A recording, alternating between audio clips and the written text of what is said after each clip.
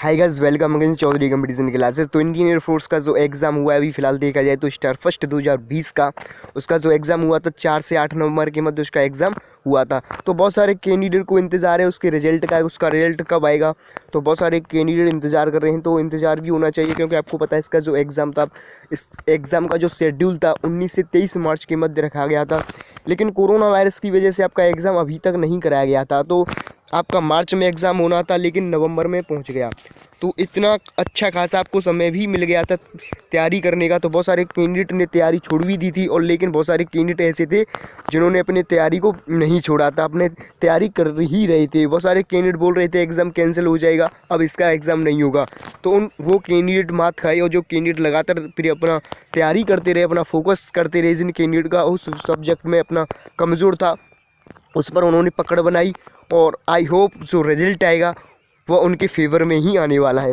तो रिजल्ट पर बात करेंगे कि इसका रिजल्ट कब आएगा। तो सेकंड फेज़ की आप बिल्कुल तैयारी करते रहें, आप रनिंग की प्रैक्टिस कर ही सकते हैं क्योंकि आपको पता है रनिंग में बहुत सारे कैंडिडेट अब बाहर हो जाते हैं।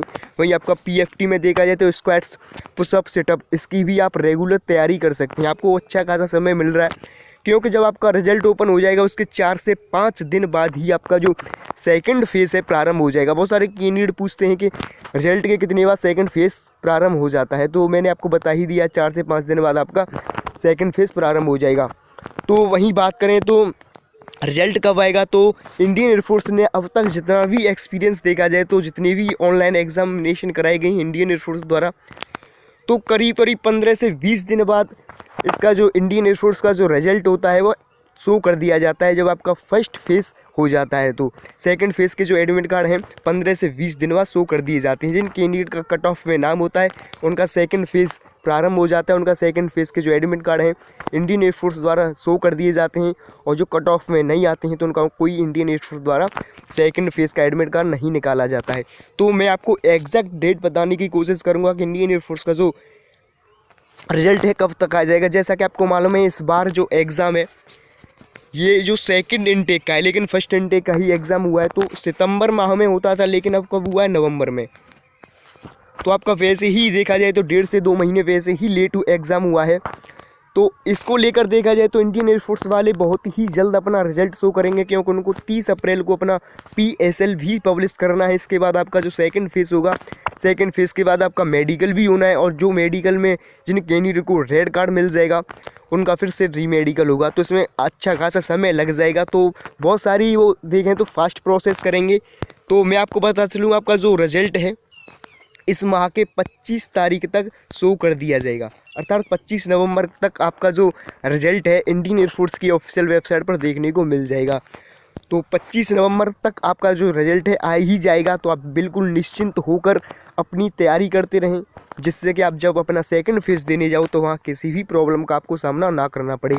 आप अभी से SRT की तैयारी कर सकते हैं, SRT के क्वेश्चन लगाना प्रारंभ कर सकते हैं। वहीं आप GD टॉपिक की भी तैयारी कर सकते हैं। वहीं आपका DFT और PFT की सबसे पहले आपका PFT ही होता है। PFT मैंने सबसे पहले देखा जाए तो जब आप PFT को क्लियर नहीं करोगे तो SRT में कहाँ से पहुँचोगे, GD में कहाँ तक पहुँचोगे। तो यही मैं आपको बताता हूँ, PFT की तैयारी करते रहें। करीब करीब आप यदि आप मॉर्निंग या फिर इवनिंग टाइम पर 1 से 2 घंटा भी निकालेंगे तो आपके लिए वो बहुत है। आप 1 से 2 घंटे में अच्छी खासी प्रैक्टिस कर सकते हैं रनिंग की, पुशअप की, स्क्वाट्स की, और आपका देखा जाए तो सिटअप की।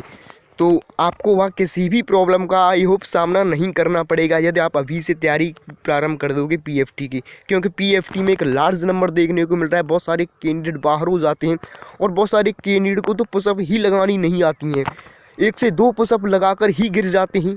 तो जब आप डिफेंस की तैयारी कर रहे हो और आप 1 से 2 पुशअप लगाकर ही गिर रहे हो तो इससे निराशाजनक आपके लिए और कोई बात नहीं हो सकती है।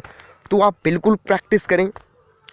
रोज़ अगर प्रैक्टिस करोगे तो आप ये 2 लगाओगे तो अगले दिन 3 लगाओगे, और आपका जो डेली रूटीन करोगे तो आपका 8 से 10 दिन होंगे कि जब आप होल्ड कराएं, चाहे वो कुछ भी कराएं, आप 20, मैं बोलता हूँ दावा ठोक के कहता हूँ कि आप 20 पुशअप बिल्कुल लगा पाओगे अकॉर्डिंग टू इंडियन एयरफोर्स जो ऑफिसर वाले लगवाते हैं। तो आपके समझ में आ गया होगा। और जो भी कैंडिडेट, जिन कैंडिडेट को पता नहीं है कि पुशअप किस तरीके से लगाई जाती है और वहाँ किस तरीके से लगवाते हैं, सिटअप कैसे लगाते हैं और स्क्वाट्स कैसे लगाते हैं, तो इससे रिलेटेड आपका कोई भी क्वेश्चन हो तो मैं डिस्क्रिप्शन में अपना व्हाट्सअप नंबर दे दूंगा, तो वहाँ से आप कांटेक्ट भी कर सकते हैं। और वैसे मैं एक सेपरेट वीडियो लाने वाला हूँ कि आप पुशअप की तैयारी कैसे करें, सेटअप की तैयारी कैसे करें और स्क्वाट्स की तैयारी कैसे करें, जिससे कि आपको वहाँ से बाहर नहीं किया जाए पीएफटी प्रोसेस में। तो आई थिंक आपके समझ में आ ही चुका होगा। तो रिजल्ट आपको बता ही चुका हूँ, 25 नवंबर तक शो कर दिया जाएगा। तो आप बिल्कुल निश्चिंत होकर अपनी सेकंड फेज़ की तैयारी करते रहें। तो सभी कैंडिडेट के लिए बेस्ट ऑफ लक। थैंक्स।